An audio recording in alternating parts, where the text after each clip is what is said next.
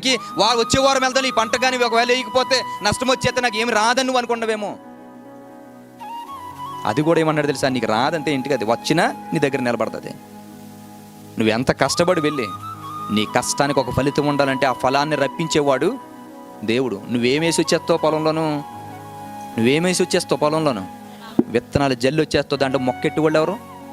ఒక విత్తనంలో నుంచి 100 విత్తనాలు తీసేవాళ్ళు ఎవరు? దేవుడు. మరి ఆ దేవుని దగ్గర కూర్చోవాలి కదా.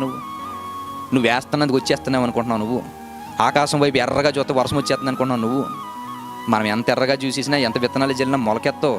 దేవుడు మొలవాలి అని సెలవిస్తాయి, మొలుస్తాయి, అవి నీ ఇంటికి వస్తాయి. దేవుడు తినరా అంటే 4 ఏళ్ళు నోట్లోకి వెళ్తాయి. వద్దు అన్నాడు అనుకోండి, పండిన పంట అలాగ ఉంటుంది, ప్లేట్లో పెట్టుకుని ముద్ద కలిపేటప్పుడు గుండె ఆగిపోతాయి. ఎందుకనైతే దేవుడు సెలవు లేకుండా భోజనం చేసి తృప్తి పొందినటువంటి దాఖలాలు లేవట. తినరా అని సెలవిస్తేనే నోటికి వెళ్తుంది.